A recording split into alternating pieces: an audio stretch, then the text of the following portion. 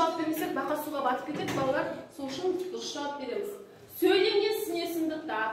Менің анам өте мейірімді жан. Осы сөздің ішінде. Өте мейірімді. Қане көрейікші.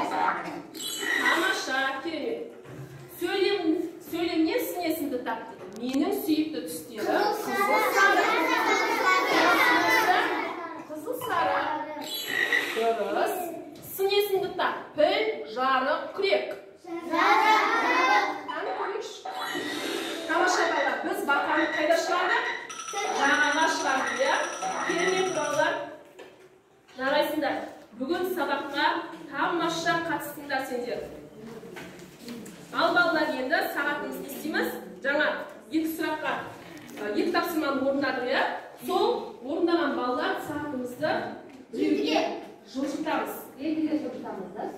Ал енді балалар, сендердің алдарында мынау не? Я? Не істейді бұл? Суретке түсіреді, я? Фотоаппарат. Ал бізде мынау фотоаппараттың суреттері бар. Көңіл күйге байланысты. Бүгін сабақты жақсы түсіндім десек, не істейміз? Мынау жерге апарып, мына көңіл күйді білдіреміз. Керемет түсінген болсақ. Ал егер де мүлдем түсінбедік десек, не істейміз? Әркім өзінің осы сабақты түсінгеніне қызықты болғанына қарай, өзінің көңіл күйін көрсетеді. Дайын көрсетекші. Тамаша, керемет, жарайсыңдар балалар. Қане көтерекші барлығымыз. Мен сендердің сабақты қалай меңгергендеріңді білетін боламын осы арқылы. Тамаша. Балалардың барлықтары сабақ ұнаған сияқты, я?